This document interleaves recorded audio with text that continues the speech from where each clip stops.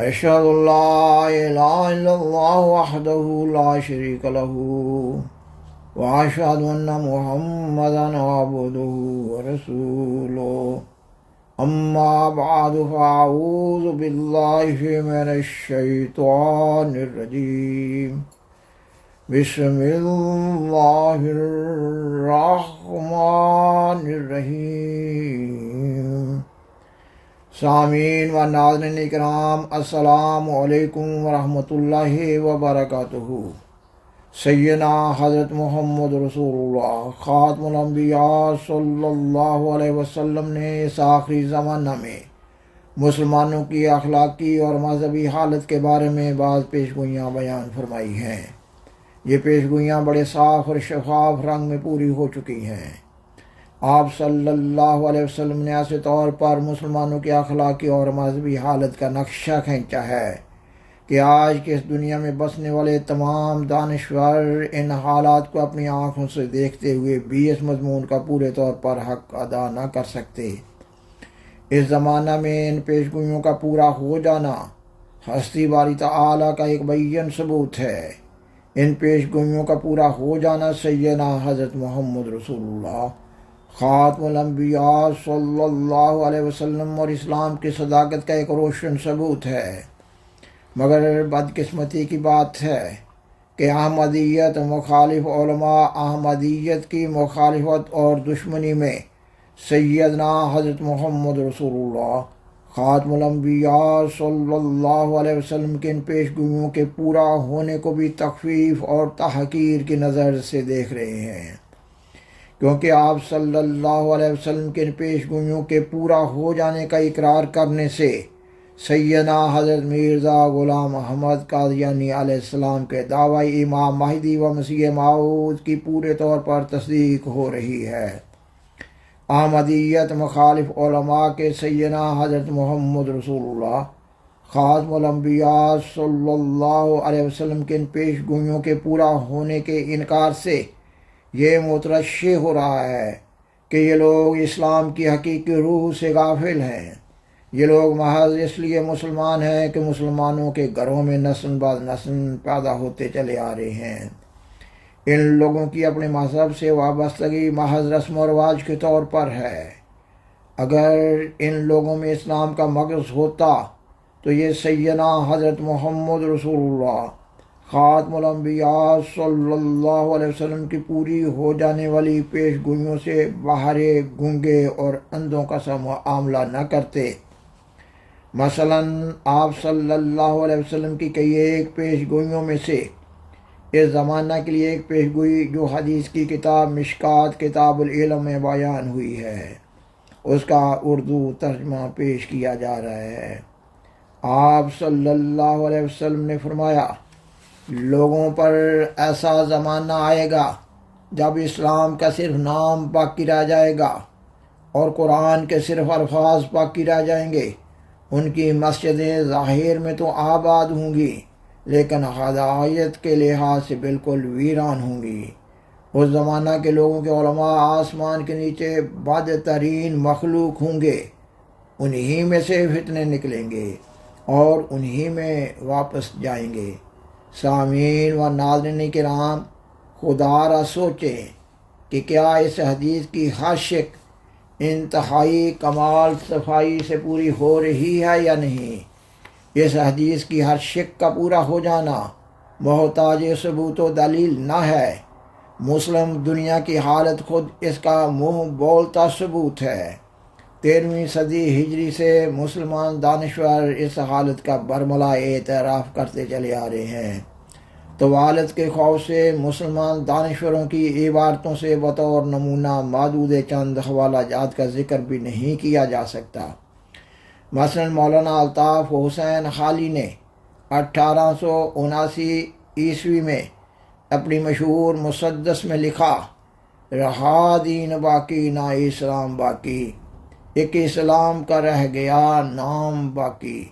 خاکسار بیان کرتا ہے کہ یہ وہ زمانہ تھا جب تمام مذاہب و ملل اور اقوام عالم معود اقوام عالم اور امام آخر الزماں کی بعثت کی منتظر تھی، اور علامہ اقبال نے بانگ درا میں لکھا، وضع میں تم ہو نصارا تو تمدن میں ہنود، یہ مسلمان ہیں جنہیں دیکھ کے شرمائیں یہود۔ خاکسار نے بیان کیا کہ 13ویں صدی ہجری سے مسلمان دانشور مسلمانوں کی حالت زار کا برملا اعتراف کرتے چلے آ رہے ہیں۔ اس کا مطلب یہ ہوا کہ مسلمانوں کو تعلیم و تربیت دینے والے علماء بھی بگڑ چکے ہیں، کیونکہ قوموں کا بگاڑ اوپر سے شروع ہو کر نیچے تک چلا آتا ہے۔ مسلمان اس حد تک بگڑ چکے ہیں کہ دنیا میں دہشت گردی کو مسلمانوں سے جوڑا جاتا ہے۔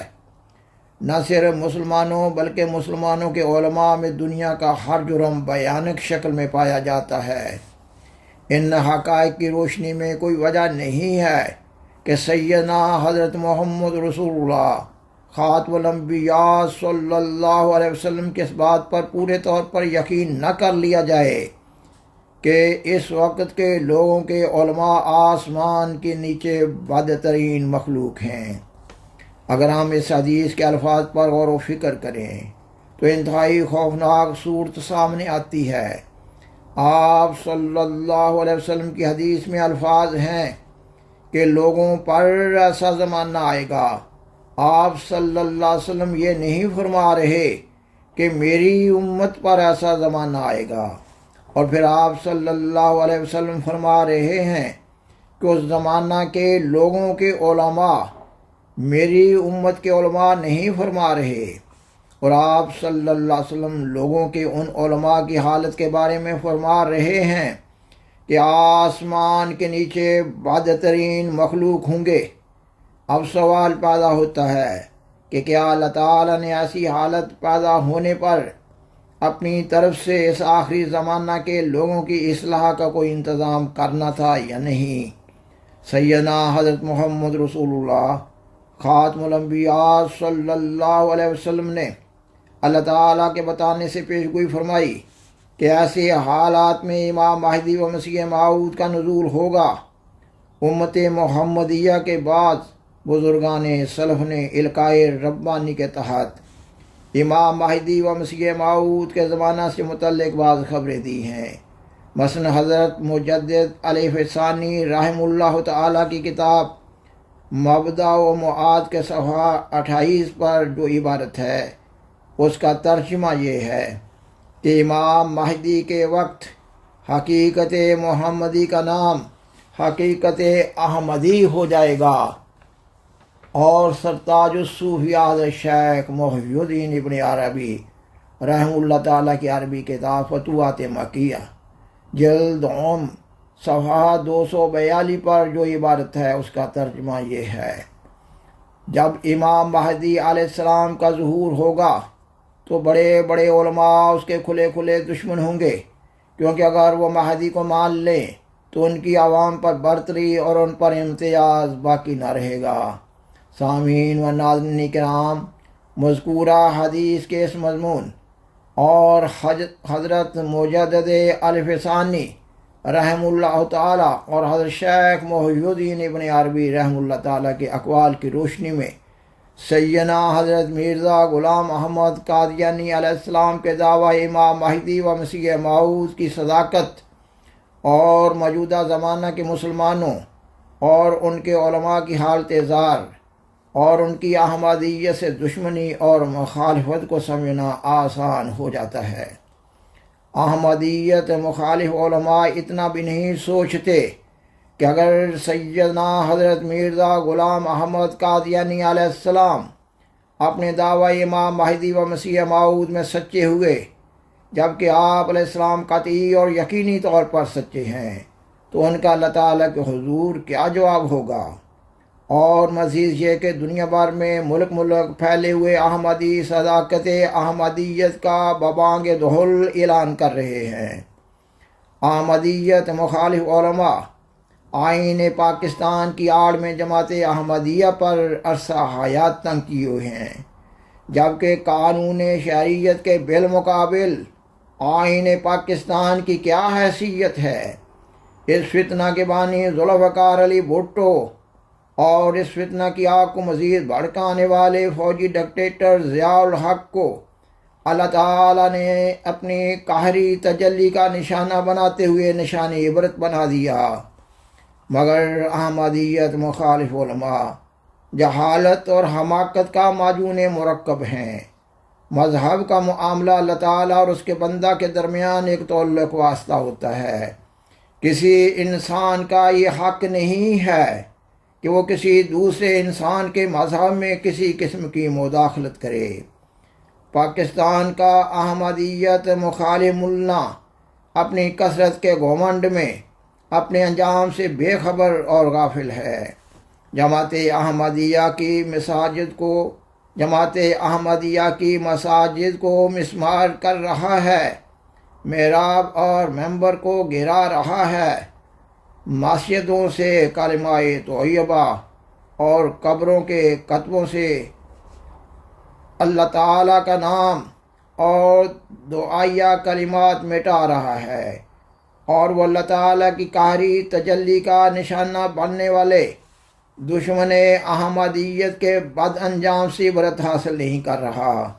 سیدنا حضرت مسیح موعود علیہ السلام کتاب کرامت الصادقین روحانی خزائن جلد 7 صفحہ 67 پر لکھتے ہیں، مجھے اللہ جل شانہ کی قسم کہ میں کافر نہیں، لا الہ الا اللہ محمد رسول اللہ میرا عقیدہ ہے، اور لیکن رسول اللہ و خاتم النبیین پر حضرت صلی اللہ علیہ وسلم کی نسبت میرا ایمان ہے۔ میں اپنے اس بیان کی صحت پر اس قدر قسمیں کھاتا ہوں جس قدر خدا تعالیٰ کے پاک نام ہیں، اور جس قدر قرآن کریم کے حرف ہیں، اور جس قدر حضرت صلی اللہ علیہ وسلم کے خدا تعالیٰ کے نزدیک کمالات ہیں۔ کوئی عقیدہ میرا اللہ اور رسول کے فرمودہ کے برخلاف نہیں، اور جو کوئی ایسا خیال کرتا ہے خود اس کی غلط فہمی ہے، اور جو شخص مجھے اب بھی کافر سمجھتا ہے اور تکفیر سے باز نہیں آتا، وہ یقیناً یاد رکھے کہ مرنے کے بعد اس سے پوچھا جائے گا۔ میں اللہ جل شانہ کی قسم کھا کر کہتا ہوں کہ میرا خدا اور رسول پر وہ یقین ہے کہ اگر اس زمانہ کے تمام ایمانوں کو ترازو کے ایک پلہ میں رکھا جائے اور میرا ایمان دوسرے پلہ میں، تو بفضل ہی تعالی یہی پلہ باری ہوگا۔ سامعین و ناظرین کرام، بالآخر درخواست ہے کہ برائے مہربانی اس پروگرام کو لائک کریں، دوسروں سے شیئر کریں، اور عذرہ کرم میں اس چینل کو سبسکرائب کریں۔ جزاکم اللہ تعالی احسن الجزاء، وآخر دعوانا ان الحمد للہ رب العالمین، والسلام علیکم ورحمۃ اللہ وبرکاتہ۔ شکریہ۔